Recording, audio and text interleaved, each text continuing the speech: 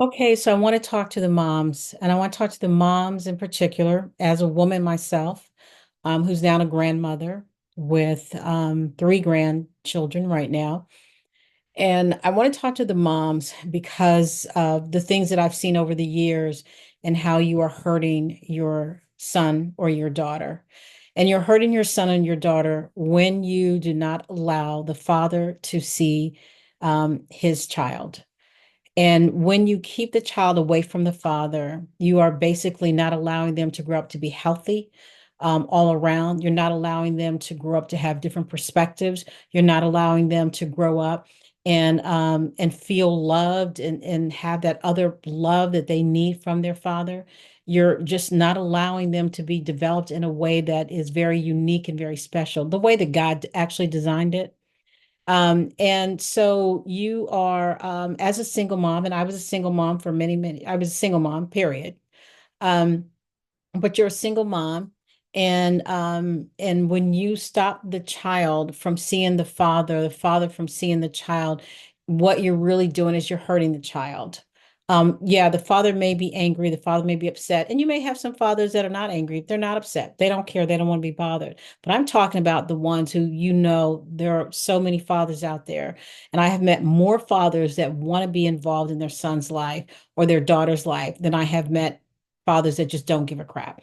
I don't really think that's even the norm. That's a small percentage, I would say, that feels that way.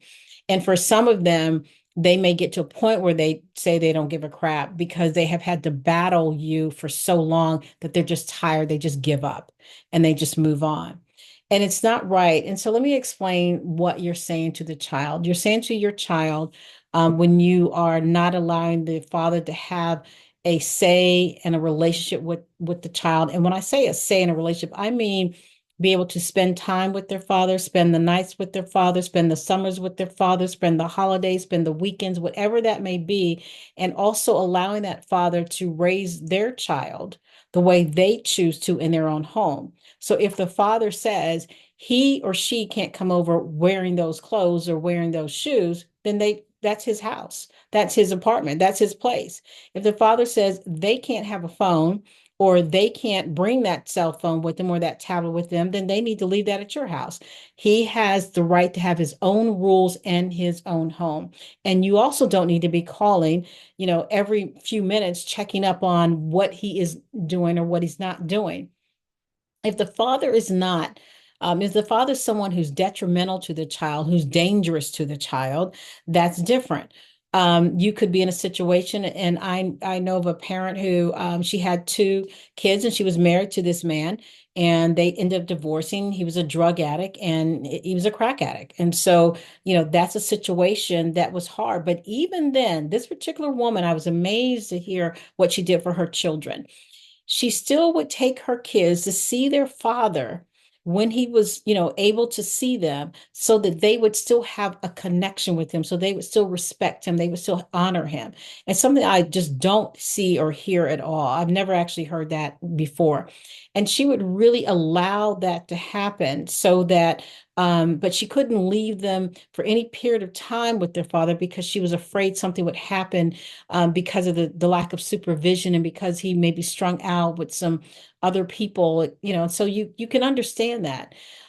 But when you don't allow the child to see the dad, spend time with the dad, let the dad be a father, because men and women just think differently. We think differently. Our brain, we're just wired different. That's just the way it is. And so let him be the father, just like he needs to let you be the mother as you are. But what you're saying to the child is, look, I'm just upset. I'm angry because of my own upbringing. I'm angry at your dad. I'm angry that he didn't marry me. I'm angry about this. I'm angry about that. And so I'm going to use you to get back at him. I'm going to use you to keep you away from being able to have the things that I don't have, didn't have, wanted to have. And I'm going to use you. And because my anger and the way that I feel is way more important to me than your upbringing, than looking at what you need short term and what you need long term. Basically, what you want and what you need and what's important for you is not as important as my anger. and not as important as my control. Now, there are some times that, some of you moms, you may be keeping your kids away from the father, not really thinking through that that's really what you're doing, just being naive and thinking that, well, he just can't see him, but that's really what you're doing. So if you're doing it and you don't know, then I'm here to tell you that this is the message that you're sending to the child. And then some of you are doing it deliberately and you don't give a crap. And so all we can do is just say, hey, that's just unfortunate that you don't give a crap now that you hear this and now that you know, because there can be different circumstances and there can be different situations that go on. And sometimes we do make mistakes.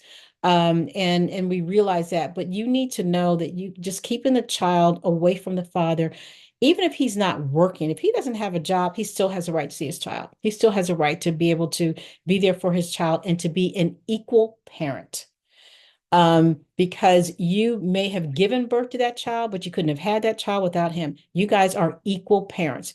And the court system doesn't see it that way, apparently, because they're always giving the mothers all the rights, etc. But you need to understand something. The court system is not designed to help out or to look after Black men. It's not. And so, knowing that, you should be wanting something more for your son and for your daughter. It's your responsibility as their parent to look after them, to love them. And when you love them fully, you love them completely, you love them, then you want what's best for them and not what's best for you. And what's best for them is to have their father in their life. And so this is something I just really want to share. It's just not right. Black men wake up, what I hear, just hoping that they can still have their job, hoping that they don't get pulled over by the police, hoping this, hoping that. And so, they have a whole lot that they have to deal with as mothers. Believe me, being a single mom, I know how difficult it is. I know what it's like to raise a son as a single mom. That is not an easy thing to do. But do everything that you possibly can to engage, to allow the father to be a father to his son or his daughter.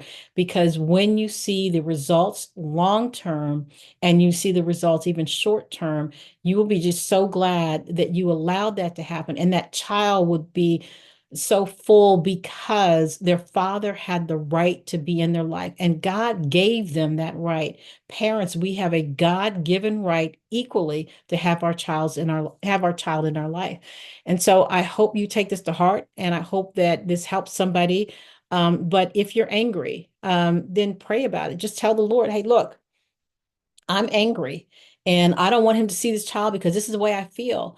And Lord, I don't want to do what's not in the best interest of my child. So please change me to think about my child, to think about what's in the child's best interest. I can't train up my child in the way that he or she should go if I don't have the father in the life. So I need you to take away the anger, the bitterness, whatever it is going on with me or whatever I'm listening to on the outside, my family members or my sisters or my brothers or aunts or moms or whatever they're telling me, that's negative and don't you need to have that child. Let me just tell you guys some statistically, not only should a father be really instrumental in a child's life, but statistically, a child is better off with the father, if it's a single parent, with the father than with the mother. And it doesn't matter if it's a girl or a boy. That's something that shocked me when I saw that statistic years ago when I was doing research. So I'm just saying, hey, love your kid and love your kid enough to let the father be in their life.